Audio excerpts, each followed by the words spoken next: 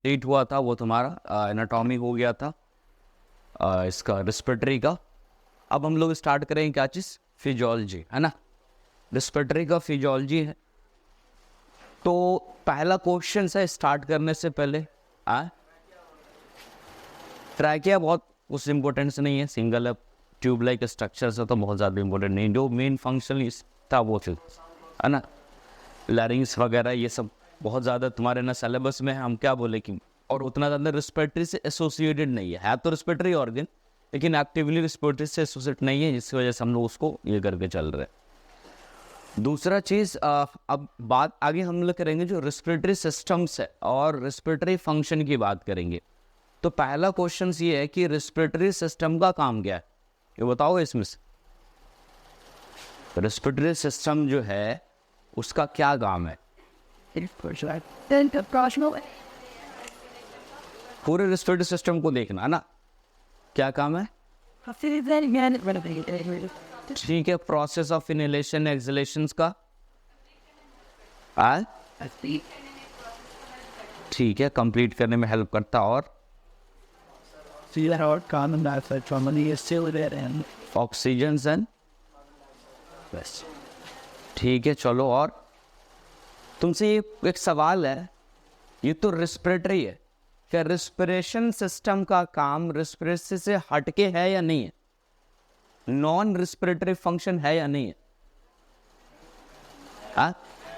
क्या है, अगर है तो क्या, नहीं है तो कोई बात ही नहीं है। नॉन रिस्पिरेटरी क्या कहते हैं फंक्शंस, दोनों चीज़ों को हम लोग अभी मोटा मोटी चीज़ों को देख रहे काम क्या है, then we detail on mechanism पे हम लोग आएंगे।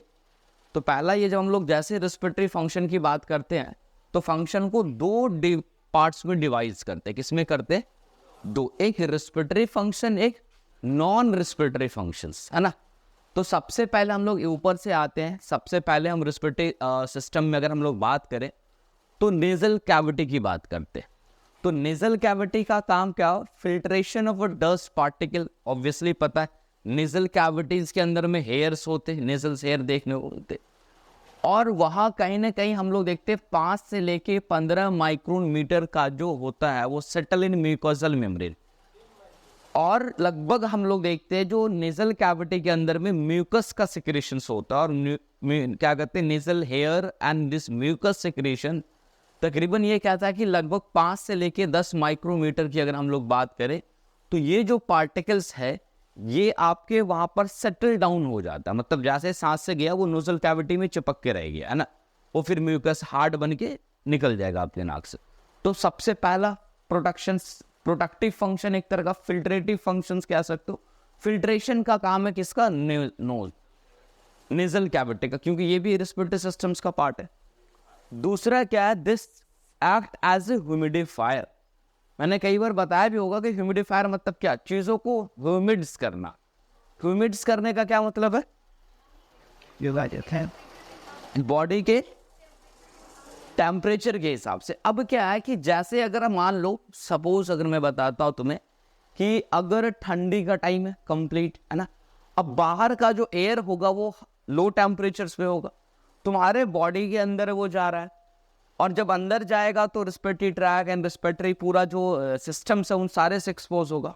तो नोज क्या करती है, उसी एयर को वार्म कर देती है, जब आपके अंदर जा रहा होता है इसी नोज से ही जैसे जैसे म्यूकोसल टच में आएगा वो कैसा होने लगा, वार्म होने लगेगा, जिससे अंदर कोल्ड एक्सपोजर होने से प्रिवेंट। अब इसलिए तुम देखिए बहुत तेज ठंडी में खूब तेज हवा में चले जाओ, खुले नाक को खुले बाइक पे लंबा सफर अगर कर लो तो लगता है कि ठंड लग गई, क्यों, क्योंकि बार बार continue excessive exposure of this cold temperature वो कहीं ना कहीं इफेक्ट करता। तो ह्यूमिडिफिकेशन।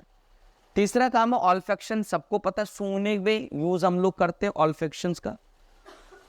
तीसरा यहाँ पर वही चीज हम कह सकते हैं modification of temperature of inspired air. जाहिर सी बात है जो भी गर्मी के दिनों में एकदम ड्राई एयर चल रहा होता है बाहर, एकदम जब धूप तेज चलता हो, सूखी हवा चलती रहती है, और हम जब सांस लेते हैं तो उतना ड्राई नहीं जाता, वो म्यूकस के साथ मिक्स होकर के वेट बन जाता है ना।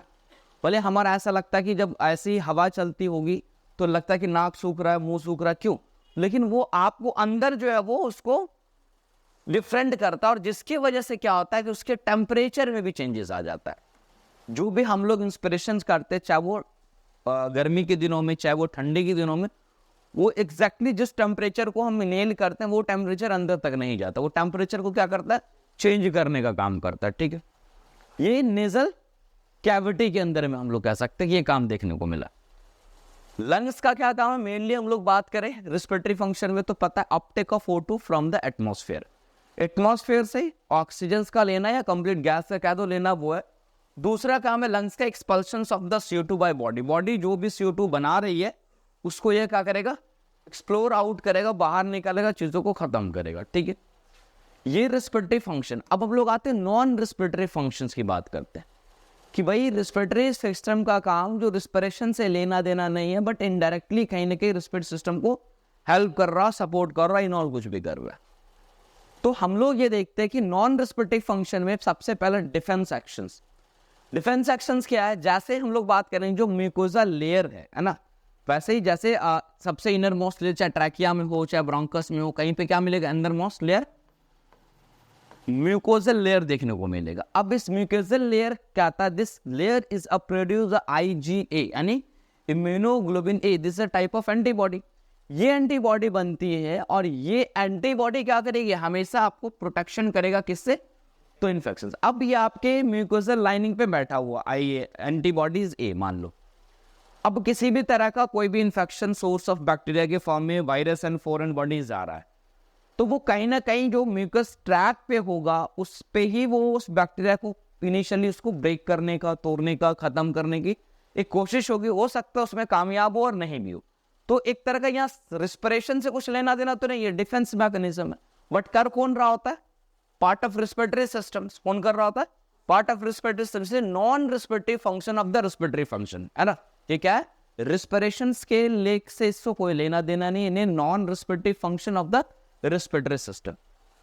सेम एज हम लोग बात करते हैं एल्वियोलर मैक्रोफेजेस। एल्वियोलाई, जब मैं एल्वियोलर सैक प्रॉपर पढ़ाऊंगा तो वहां पर अलग अलग लेयर की बात करेंगे। तो कुछ एपिथेलियल सेल होते हैं, टाइप 1 नीमोसाइट, टाइप 2 नीमोसाइट, और साथ साथ बीच में मैक्रोफेजेस होता है। जब एल्वियोलर सैक की हम लोग बात करेंगे तो इस एल्वियोलर सैक में अलग अलग सेल्स होते हैं, जिसमें टाइप 1 नीमोसाइट, टाइप 2 नीमोसाइट्स और कुछ मैक्रोफेजेस होते हैं।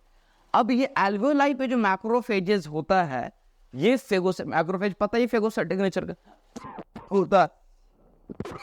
अब यहां पे कुछ भी इस तरह की चीजें अगर आती है ना, कोई भी foreign body, virus and bacteria, तो वहां पे मैक्रोफेज क्या करेगी, उसको इनगल्फ करने की कोशिश करेगा, उसको तोड़ने की कोशिश करेगी।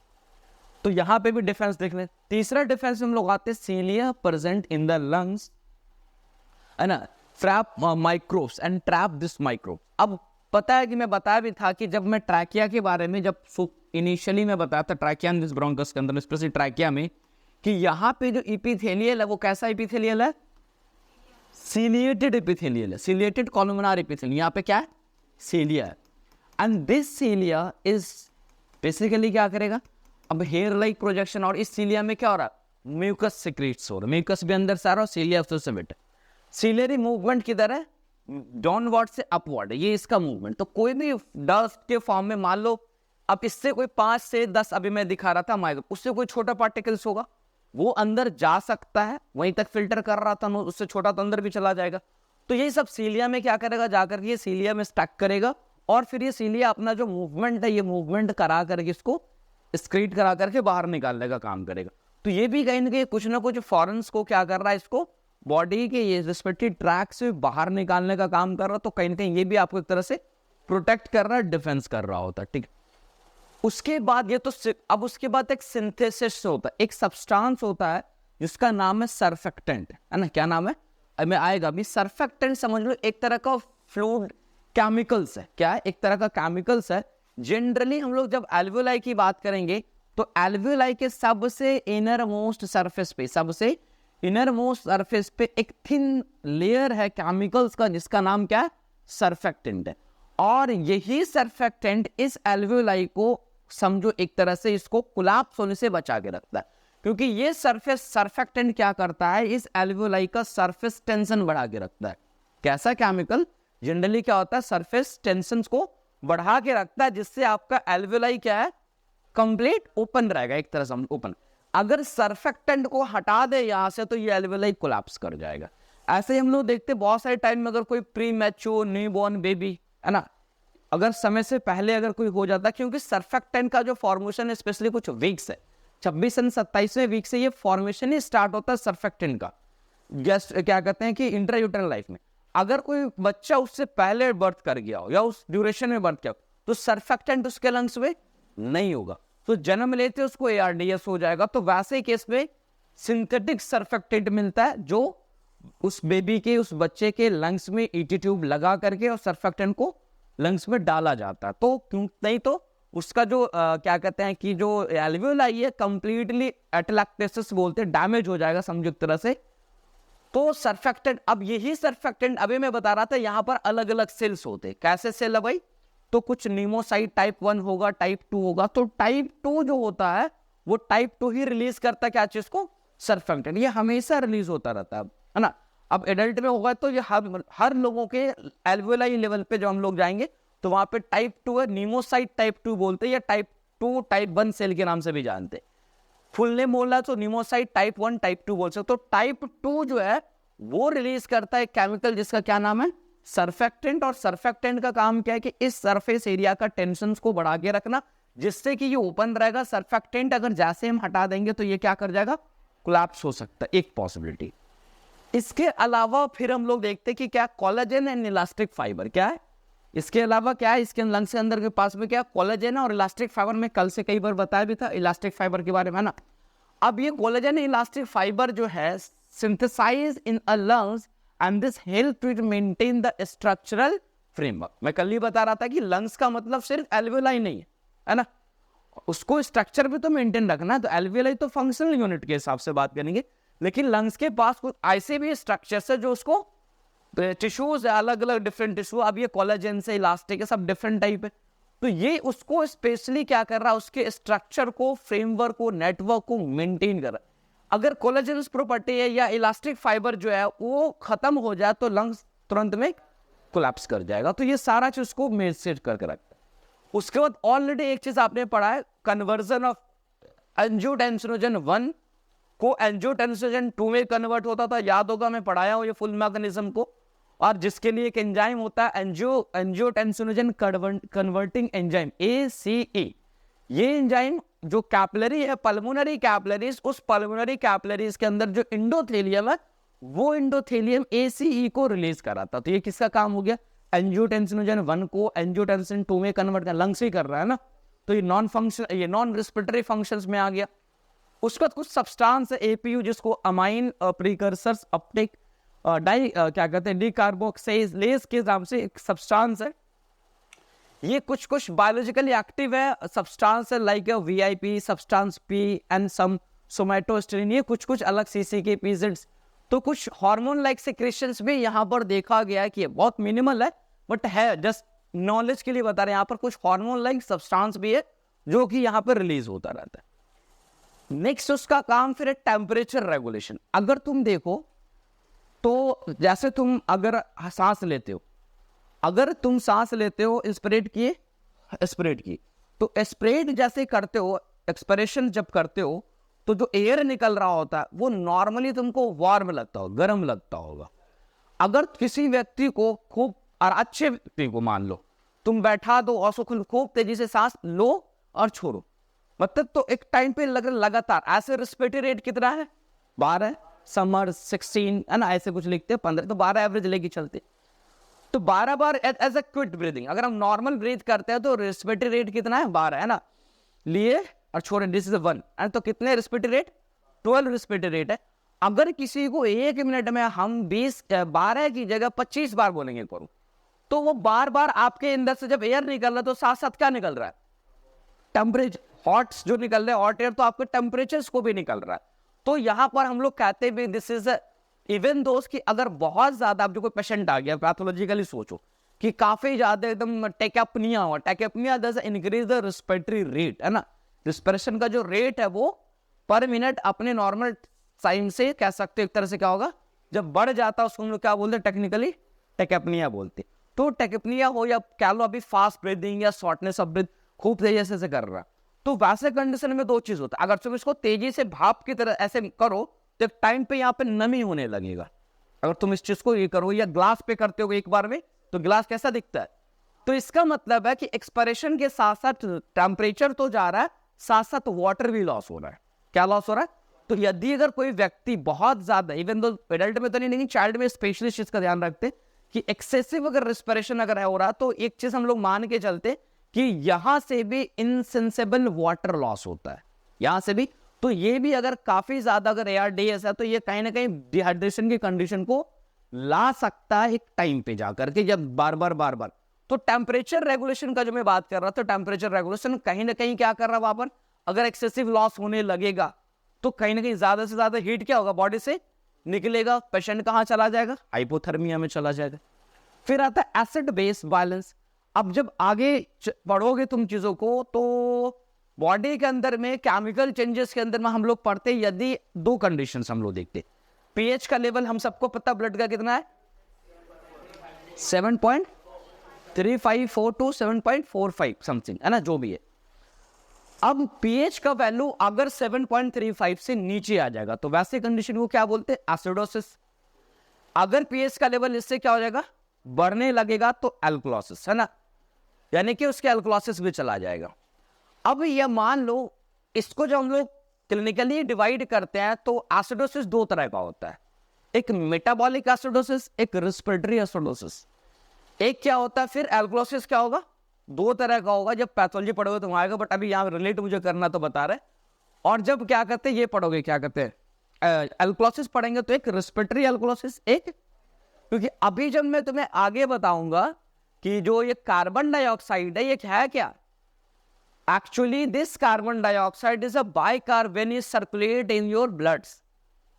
मैं जब भी ट्रांसपोर्टेशन ऑफ गैस पढ़ाऊंगा कि यहां से कैसे गया, कैसे, ऐसे भी थोड़ी बहुत चीजें तुमको याद भी होगा। जो बाइकार्ब जो बन रहा था, CO2 मिलता था, H2O मिलता था, याद होगा, कार्बन एनहाइड्रेज का एक्शन होता था। तो कहीं ना कहीं अगर ये रेस्पिरेशन प्रॉपर हो रहा है, प्रॉपर CO2 नॉर्मल निकल रहा है आपके बॉडी से, तो आपके बॉडी का पीएच मेंटेन होता है। रेस्पिरेशन भी आपके बॉडी के पीएच को मेंटेन रखता है। तो अगर उसमें कहीं इम्बैलेंस होगा तो आपके एसिड बेस जो बैलेंस है वो बिगड़ सकता है। इसलिए कभी कभी देखोगे, अगर कोई व्यक्ति तुम्हारे पास आ रहा है, इलेक्ट्रोलाइट वैल्यू सारे ठीक से, सब कुछ ठीक है, लेकिन फिर भी पीएच डिसेबल से लग रहा है और पेशेंट रेस्पिरेशन में है, रेस्पिरेटरी डिस्ट्रेस में है, तो समझ लो दिस इज अ रेस्पिरेटरी। हालांकि इसके जो डायग्नोसिस हम ABG कराते हैं, ABG पे एकदम क्लियर हो जाता है, तो वहां पे मैं अलग से उसको डायग्नोसिस करेंगे। लेकिन मैं जस्ट यहाँ पे बता रहा है कि एसिड बेस बैलेंस जो है, यानी कि एसिड बेस का जो मेंटेन है, बाकी कई चीज तो हम लोग पढ़े भी, ब्लड कर रहा है, हीमोग्लोबिन कर रहा है, सब कर रहा है, आफ्टर ऑल इसके बाद किडनी कर रहा है ना, किडनी के बारे में हम लोग पढ़े थे ये भी। लेकिन साथ साथ ये जो आपका रेस्पिरेटरी सिस्टम है, ये भी आपके एसिड बेस को क्या कर रहा है, मेंटेन कर रहा है। मतलब ये सोचो कि बॉडी में एक काम को करने के लिए कोई जरूरी नहीं कि हमेशा एक ही चीज है जो कर रहा है। एसिड बेस को तुमको एटलीस्ट 3 तो याद है, ब्लड कर रहा है, किडनी कर रहा है, और अभी एक तुमको क्या कर रहा है, ये रेस्पिरेटरी कर रहा है, ठीक। अब एक्सक्रीटरी फंक्शन ये तो पता है, CO2 को एक्सक्रीट आउट कराता है ना। वॉइस प्रोडक्शन, लैरिंग्स है जो वॉइस को क्या करता है, फोनेशंस का फंक्शन, जिसको हम लोग सकते हैं बोलने में इन ऑल ये यूज कर। तो ये ओवरऑल तुम्हें दो कैटेगराइज मैंने किया कि ये फंक्शन है, ये होता है आपके रेस्पिरेटरी सिस्टम का, ये काम है, ये सिर्फ इतना तुम्हें अभी याद रखना। अब कल मैंने ऑलरेडी इमेज के साथ हम लोग ने बात किया था कि जो जनरेशन था 23 जनरेशन 16 के आसपास तक हम लोग उसको कंडक्टिंग जोन बोला था, उसके बाद वाले को ट्रांजिशनल जोन के नाम से हम लोग जाना। एट द एंड लास्ट में हम लोग बात कर रहे थे कि फाइनली जो टर्मिनेट होता वो होता एल्वियोलर सैक, जहां टर्मिनेट करता है। अब जहां पर टर्मिनेट्स होता है तो एक चीज को याद रखोगे, ये एल्वियोलर सैक बनता है, और ये एल्वियोलर सैक क्या करेगा, ये देखो ये एल्वियोलर सैक है ये, और इसके बीच एल्वियोलर सैक और इसके बगल से क्या जाती है, कैपिलरीज जाती है, क्या जाती है, और इसी के बीच एक्सचेंज ऑफ गैसेज होता है। क्या होता है, एक्सचेंज ऑफ गैसेज होता है। अब ये मैं बनाने के लिए यहाँ पे हटा के बनाए, बट ऑलमोस्ट दिस आर एडरेंट, लगभग ये सटा हुआ एक तरह से होता है। याद रखना कि ये जब सटने की वजह से, मान लो अब ये ऑक्सीजन को या CO2 को, ये पूरे लेयर को क्या करना पड़ेगा, क्रॉस करना पड़ेगा। दिस कंप्लीट लेयर या एल्वियोलाई का टोटल लेयर और ये capillaries layer this complete layer is known as a respiratory membrane. ये पूरे लेयर को क्या बोलते हैं? Respiratory membrane. तो पहला चीज अभी याद रखना, जब भी बात आए कि रेस्पिरेटरी मेम्ब्रेन किसको बोलते हैं, तो कंप्लीट एल्वेलर का जो वॉल होगा, अभी मैं बताऊंगा एक एक अलग अलग करके, साथ साथ जो कैपिलरीज जो यहां पर है, पल्मोनरी कैपिलरीज का जो ये लेयर होगा, ये कंप्लीट थिकनेस को क्या बोलते हैं? रेस्पिरेटरी मेम्ब्रेन बोलते हैं। और इस रेस्पिरेटरी मेम्ब्रेन्स के अंदर में क्या क्या स्ट्रक्चर्स आते हैं, मैं अभी दिखा रहा हूं आपको। तो हम लोग अंदर से बाहर की तरफ चल रहे हैं। हाँ, सबसे पहला लेयर, सबसे इनर मोस्ट लेयर, मैं अभी इमेज पे भी दिखाऊंगा। सबसे पहले अंदर में लेयर होगा किसका? सर्फेक्टेंट का। अभी मैं बताया था, वो खुद रिलीज केमिकल कर रहा हूं। आफ्टर सर्फेक्टेंट एल्वेलर एपिथेलियम, जिसमें टाइप 1 क्या कहते हैं, नीमोसाइट, टाइप 2 नीमोसाइट एंड मैक्रोफेजेस, ये सबका प्रॉपर क्या होगा? लेयरिंग हो जाएगा। उसके बाद अब एपिथेलियम सबको पता बेसमेंट पे रहता, कहीं भी एपिथेलियम हो उसका क्या होगा? बेसमेंट मेम्ब्रेन पे होगा। तो एपिथेलियम के बाद ये रटने भी नहीं, आराम से याद रहे, बेसमेंट मेम्ब्रेन ऑफ एल्वेओलर एपिथेलियम। याद रखो किसका बेसमेंट है?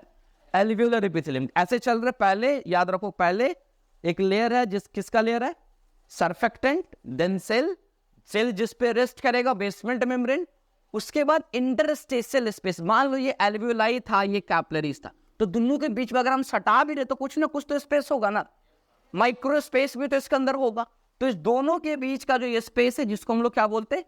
इंटरस्टेशियल स्पेस के नाम से जानते। उसके बाद हम लोग बात करते हैं कैपिलरी बेसमेंट मेम्ब्रेन। अब जैसे कैपिलरी स्टार्ट होगा, पल्मोनरी कैपिलरी, तो इसका एपिथेलियम एंडोथेलियम है, तो इसका अपना क्या होगा? बेसमेंट मेम्ब्रेन होगा, तो पहले वो होगा। फिर उसका अपना क्या? एपिथेलियम है, एंडोथेलियम आप जिसका नाम स्पेशली करते हैं, तो कैपिलरीज एंडोथेलियम देखने को मिलेगा। तो लगभग ये आपका क्या बनता है? Respiratory membrane. सेम एज इसी स्ट्रक्चर्स को अगर हम लोग यहां पर देखें तो कुछ इस तरह से है ना। ये कंप्लीट जो रेस्पिरेटरी मेम्ब्रेन, और इन सारे को अलग अलग लेयर, एपिथेलियम, बेसमेंट, इनॉल, सबको मिला करके एक हम लोग क्या बनाते हैं? रेस्पिरेटरी मेम्ब्रेन बनाते हैं। ठीक है, क्यों नहीं रहा भाई? ये तो मतलब बोलो मिलर सेक्स से कैपिलरीज की तरफ आए तो ये मतलब ये लगा। और अगर मतलब एट्रिया की तरफ जाए तो फिर उसका वक्त एट्रिया की तरफ नहीं समझे? तो ये सर, ये जो मेम्ब्रेन का देर होता है आना, तो ये एल्वेलर से एल्वेलर टू कैपिलरीज। हाँ, तो उस उल्टा पर लो गया, उसके ऊपर होगा मतलब वहाँ से उसके नीचे से इधर वाला जो लेयर होगा, इमेज कहने खुल रहा यार, आप मजाक बना हुआ यार। चलो जब तक, अरे यार वो भी हटा दिए तो चलेगा कैसे? फाइलिंग गायब हो गया। अच्छा, खुल जाएगा। हाँ, तो ऐसे एक डायग्राम यहाँ पे भी हम ऑलरेडी हैंडमेड डायग्राम दे दिए हैं। इनिशियल सर्फेक्टेंट, और उसके बाद उसके दूसरा जो लेयर होगा क्या कहते हैं, एंडोथेलियम, एपिथेलियम जो भी होगा, उसका बेसमेंट हो जाएगा। दोनों के बीच स्पेसेस है, यहाँ पर चल रहा है, इधर आरबीसी, ये एक्सचेंज ऑफ गैसेस चल रहा होता है। अब लगभग हम लोग देखते हैं कि यहाँ पर टोटल सरफेस एरिया जो रेस्पिरेटरी मेम्ब्रेन है, लगभग 70 मीटर स्क्वायर है। आप इस लंग्स के अंदर में, क्योंकि वो एक शैक के टाइप है और बंच के फॉर्म में रहता है, तो लगभग हम लोग देखते हैं कि जो टोटल सरफेस एरिया आता है, अगर सबको अगर फ्लैट कर दिया जाए तो वो लगभग कितने मिलते हैं? 70 मीटर। ये काफी ज्यादा स्क्वायर, क्योंकि एल्वेओलाई टोटल रेस्पिरेटरी मेम्ब्रेन, तो रेस्पिरेटरी मेम्ब्रेन कहाँ है? जो एक्सचेंज ऑफ गैसेस चल रहा है, तो जितना पार्टिसिपेट एक्सचेंज ऑफ गैसेस में लग रहा है वो लगभग कितना आ रहा है? 70 मीटर स्क्वायर एरिया आपको ये दिख रहा है। ठीक है, amount of blood is lungs capillary. Lungs capillaries जो है, यानी कि पल्मोनरी कैपिलरीज, लगभग उसमें 150 ml of amount of blood जो है वो लगभग वहां पर तुमको देखने को मिलता है। अब क्या है कि हमें पता है कि जो डिफ्यूजन जो एक्सचेंज ऑफ गैसेज हो रहा होता है वो होता है प्रोसेस ऑफ डिफ्यूजन से। किससे होता है? डिफ्यूजन से। तो कुछ बेसिक चीजें है of diffusion across the respiratory membrane. जो रेस्पिरेटरी मेम्ब्रेन है वहां पर क्या चल रहा था? डिफ्यूजन। और डिफ्यूजन में हमें पता है कि हाई कंसंट्रेशन से लो कंसंट्रेशन की तरफ चीजें क्या होगा? मूव करेगा। तो सिंपल है, thickness of the membrane is inversely if the thickness is double the rate of diffusion is decrease. जाहिर सी बात है, कि अगर थिकनेस बढ़ जाएगा, मेम्ब्रेन का हम थिकनेस बढ़ा दे रिस्पेक्टिवली, तो एक्सचेंज ऑफ गैसेस घटेगा या बढ़ेगा? तो दिस इनवर्सली प्रोपोर्शनल, थिकनेस बढ़ेगा तो एक्सचेंज ऑफ गैसेस घट जाएगा। तो अभी ऐसा नहीं कि एक्सचेंज ऑफ गैसेस बढ़ेगा तो थिकनेस बढ़ जाएगा, है ना, ऐसा नहीं कि खूब तेजी से हो रहा तुम्हारा थिकनेस बढ़ने लगेगा, ऐसा नहीं है। बट थिकनेस अगर बढ़ रहा है तो रिलेटिवली इनवर्सली है, नॉट इनवर्सली प्रोपोर्शनल हम कह सकते, दैट इनवर्सली थिकनेस अगर यहाँ बताइए अगर डबल हो जा रहा है तो लगभग 50%, लगभग 50%। ऑब्वियसली बात है, जो मेम्ब्रेन डिफ्यूज हो रहा है, अब तुम उस अब थिकनेस क्यों बढ़ेगा? बहुत सारे पैथोलॉजिकल कंडीशंस है, बहुत सारे अलग अलग डिफरेंट कंडीशन देखने को मिले, वहां पे थिकनेस बढ़ने को देखो मिलेगा।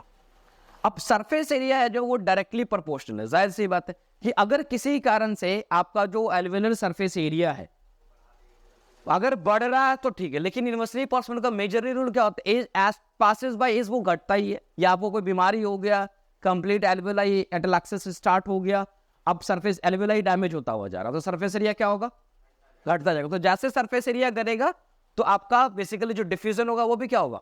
घट जाएगा।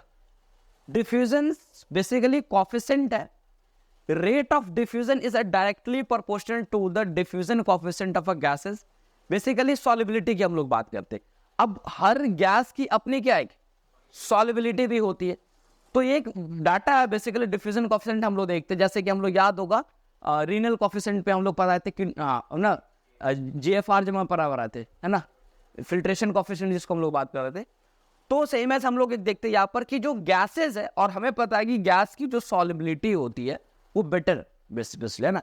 तो इसलिए एक चीज आगे चल के मैं क्वेश्चन भी करूंगा, जब क्या कहते हैं कि कंसंट्रेशन ग्रेडियंट ऑक्सीजन के लिए 60 होता है, बस कार्बन डाइऑक्साइड के लिए 5 से 60 होता है, फिर भी इतने फास्ट काम हो पाते हैं ड्यू टू दिस सॉल्युबिलिटी वहां पे भी। तो अभी सिर्फ इतना याद रखना है कि जो डिफ्यूजन कोफिशिएंट का जो रेट ऑफ डिफ्यूजन होता है वो directly proportional to diffusion coefficient of the gas solute. जैसे सॉल्युबिलिटी होगी उसके अकॉर्डिंगली वो बढ़ता हुआ चला जाएगा, ठीक है। सेम एज प्रेशर ग्रेडियंट, अगर प्रेशर बहुत ज्यादा होगा तो कह रहा है डायरेक्टली प्रोपोर्शनल होगा। यदि आप बहुत तेजी के साथ प्रेशर लगे तो अब है ना कि अगर तुम एयर है यहां पर, मान लो तो एयर यहां पर है, अब ऐसे हम ओपन किए हुए तो इधर हाथ को रखेगा तो लगेगा नहीं इधर से कुछ हवा आ रहा है, तो इधर से खूब तेज हवा चलाने लगे कोई मोटर से इधर, फिर इस गैप से हवा क्या जाएगा? ज्यादा इधर जाए, क्योंकि इधर से हम एयर का प्रेशर क्या किए तो डिफ्यूज होकर के सेम एज लंग्स पर अगर एयर का प्रेशर को अगर बढ़ा दी जाए, है ना, तो अंदर उस लेवल पे क्या होगा? अब प्रेशर बढ़ाने का मतलब ये नहीं कि इतना बढ़ा दो कि लंग्स एटलैक्सिस होने लगे, न्यूमोथोरैक्स हो गया, इनऑल कुछ होगा। बट इन जनरली अगर हम ये कह रहे हैं कि अगर डायरेक्टली प्रोपोर्शनल है कि प्रेशर बढ़ेगा, प्रेशर ग्रेडियंट तो ये भी बढ़ेगा। The diffusion gradient across the respective, मैं आगे बात भी करूंगा यहाँ पर कि जो ग्रेडियंट डिफरेंशिएशन होता है, जैसे कि मैं अगर बात करूं यहाँ पर ये एल्वियोलाई है ना, ये क्या है? एल्वियोलाई है, ये कैपिलरीज है। अब एल्वियोलाई का एक सवाल है तुम लोगों से, चलो यहाँ पर बन जाते हो तुम लोग। पहला ये है कि अगर मान लो, चलिए उसको थोड़ा सा बड़ा करें, है ना, कि ये मान लो कि लंग्स का एल्वियोलाई है, ठीक है। एल्वियोलाई के पास ये ब्लड आया और इधर से ब्लड चला गया, ठीक है। अब इसके अंदर में क्या था? एक आरबीसी है और इसके अंदर में भी क्या है? तुम्हें पता है कि एक आरबीसी के पास जो कैपेसिटी ऑक्सीजन बाइंड करने का वो कितना है? 1, 2, 3 एंड 4। अब मान लो, हाँ एक मिनट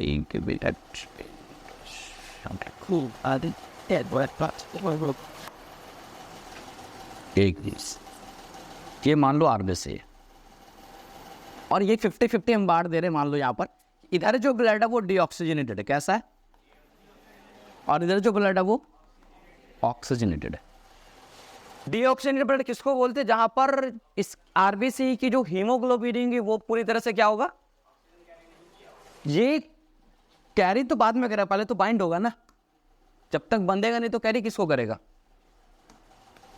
तो ये जो ऑक्सीजन, अच्छा एक चीज याद रखना, हम जब बात करेंगे पार्शियल प्रेशर, एक चीज कॉमन पहले समझो कि ब्लड के अंदर में जो ऑक्सीजन है वो दो जगह पे होता है, एक या तो हीमोग्लोबिन के साथ बाइंड होकर के रहता है और एक प्लाज्मा में डिसॉल्व रहता है। तो पार्शियल प्रेशर हमेशा बाइंडिंग वाला नहीं देता है, वो किसको जब भी हम बात करेंगे प्लाज्मा में इस गैस का प्रेशर, तो वो किसका डिसॉल्व, वो कौन वाला बात करेंगे, जो डिसॉल्व होगा। तो मेरा कहने जब ये डीऑक्सीजनेटेड ब्लड अभी है, तो यहाँ पर ये मान लो हीमोग्लोबिन एक सीट है, दूसरा सीट है, ये तीसरा है, ये चौथा, ये मान लो 4 सीट है जिसपे एक एक सीट पे एक एक ऑक्सीजन बैठेगा। डीऑक्सीजन का मतलब है डीऑक्सी हीमोग्लोबिन, ऑक्सीजन इसके साथ बाइंड नहीं।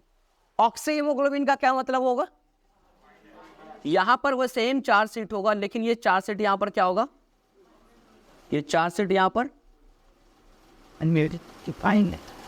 ये 4 सीट यहां पर मान लो कलर क्या दे दे तुम्हें, ग्रीन, यहां पर ये कोट ग्रीन ऑक्सीजन है। अब सवाल ये है तुमसे, जब यहां पर ये ऑक्सीजन लाने को जाता है तो कितने मॉलिक्यूल ऑफ ऑक्सीजन इसके साथ बाइंड करती है, 1 2 3 4।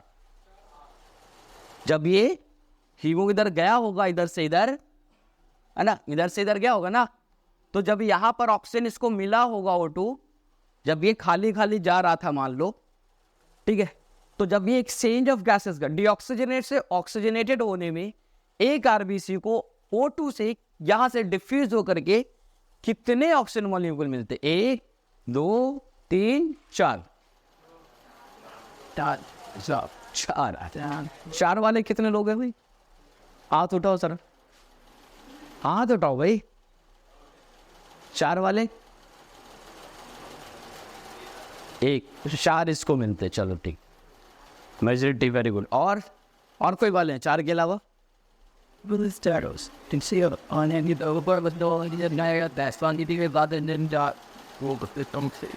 और एक भड़म होगा जो अभी टूटेगा तुम लोग का, ठीक है ना।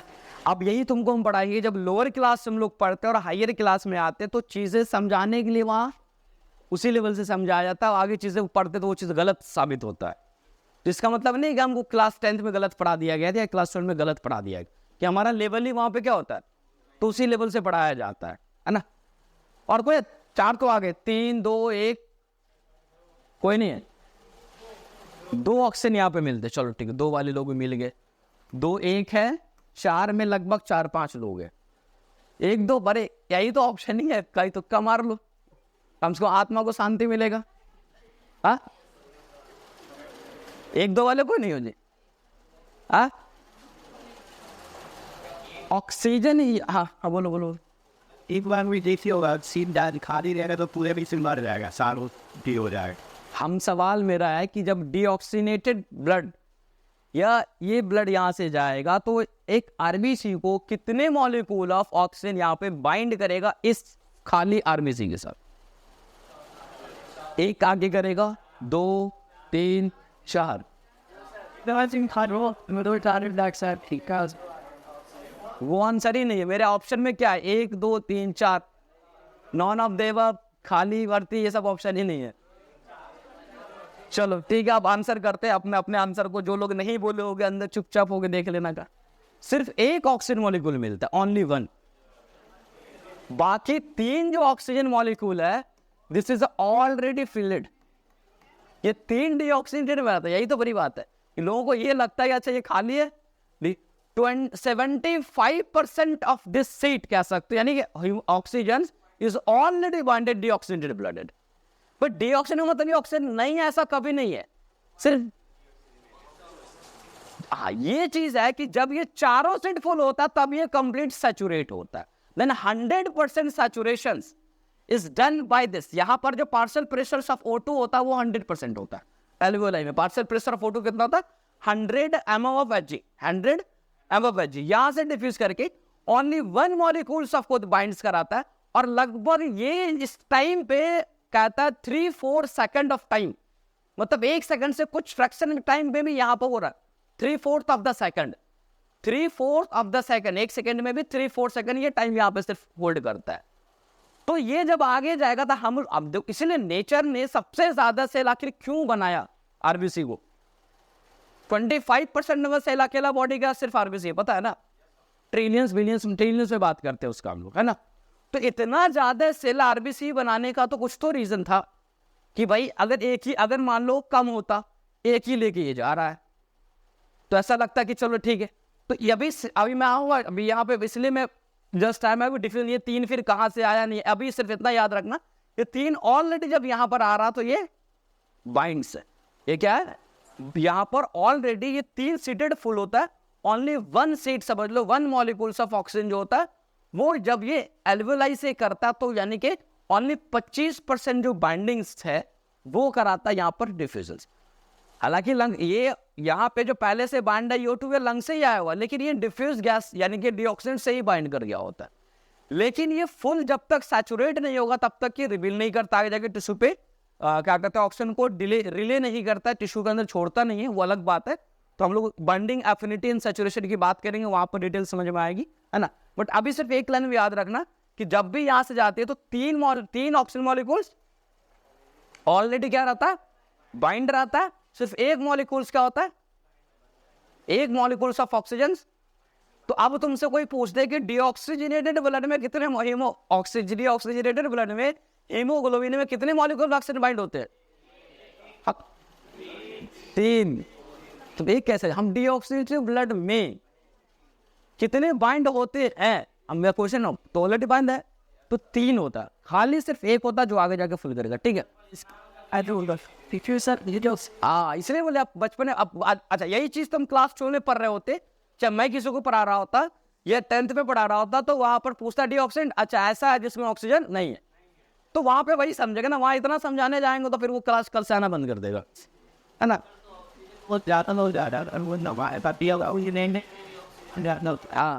ऑक्सीजन ज्यादा नहीं हो रहा है।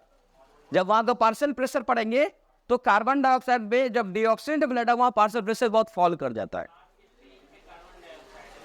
क्या चीज?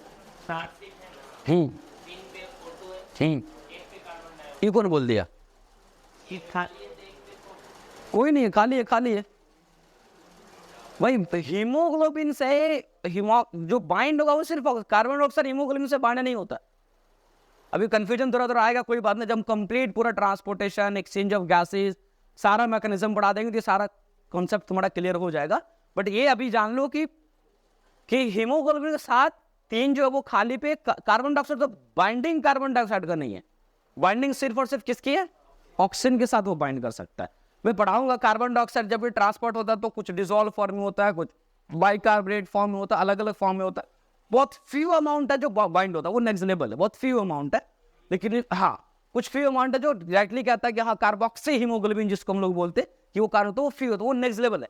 हम नॉर्मल फिजियोलॉजी देखें तो कार्बन डाइऑक्साइड हीमोग्लोबिन से बाइंड होने का कोई पर्पस नहीं होता इस, है ना। तो चल गया। हाँ तो अभी ये बता रहा था, चलो यहाँ पे ये बता ही दे रहा, तो जो ऑक्सीजन का मामला यहाँ पर यहाँ तक हम लोग करके फिर आगे बढ़ेंगे। तो यहाँ पे मैं बताया कि diffusion gradient across the respiratory membrane is 63 mFIG for O2 and 6 mFIG for, अब देखो एक मिनट, ये कहने का मतलब ये हुआ कि दोनों के बीच प्रेशर ग्रेडियंट कितना। तब ये एल्वेओलाई है, अब इस एल्वेओलाई में अभी मैं पढ़ाया कि पार्शियल प्रेशर ऑफ O2 कितना है भाई, पार्शियल प्रेशर ऑफ O2 कितना है 100%, यानी 100 mm ऑफ Hg प्रेशर है ना जी, कोई तो प्रेशर का यूनिट आएगा, हो गया ऑक्सीजन का। अब तुमसे कोई पूछे कि जो डीऑक्सी हीमोग्लोबिन है उसमें मतलब डीऑक्सीजनेटेड जो ब्लड है उसमें पार्शियल प्रेशर ऑफ O2 कितना है 95। अभी प्रेशर ग्रेडियंट अभी बताए 40 है, तो 60 यहाँ 40 होने के लिए कितना होना पड़ेगा 60 mm ऑफ Hg, तब नहीं इसको माइनस प्लस करोगे तो 100 में से 60 जाएगा तो कितना बनेगा 40 होगा ना जी, तुम लोग उल्टा करा दिया। हाँ यहाँ 40 होगा, तब नहीं दोनों माइनस करो तो 60 यहाँ पर डिफरेंस बनेगा, कितना बनेगा। सेम है CO2 की अगर हम लोग बात करते हैं तो CO2 का प्रेशर ग्रेडियंट यहाँ पर लगभग 40 होता है, और इसके अंदर 100 कैसे होगा, CO2 लगभग 45 या 46, तो माइनस प्लस करोगे तो 5 या 6 का डिफरेंस है। तो ये जो अभी तुम्हें बताना है, अभी जो बता रहा हूं कि जो रेस्पिरेटरी मेम्ब्रेन्स है उसके बीच जो प्रेशर ग्रेडियंट का जो डिफरेंशिएशन है, तो पार्शियल प्रेशर ऑफ O2 का जो डिफरेंशिएशन है वो 60 mFIG है। कितना है 60 mFIG है, और CO2 का मात्र कितना है 5 या 6 लो, अगर हम यहाँ पे 45 लेंगे तो सी, या 46 लेंगे तो सी, है ना। तो 5 mm का। अब देखो यहाँ पर ऑक्सीजन का जो ट्रांसपोर्टेशन क्या एक तरह का एक्सचेंज हो रहा, वो डिफरेंस कितना चाहिए होगा 60 mOf का, लेकिन वही कार्बन डाइऑक्साइड को चेंज होने के लिए मान लो 6 के साथ 10 गुना कम, 10 गुना कम प्रेशर पे वो काम। अब यही सवाल है कि इतना डिफरेंस होने के बाद ये डिफ्यूज कैसे करता है। तुम लोग भी सोचना, अगले दिन हम भी बताएंगे या डिफ्यूजन तक आएंगे तो बताएंगे ही।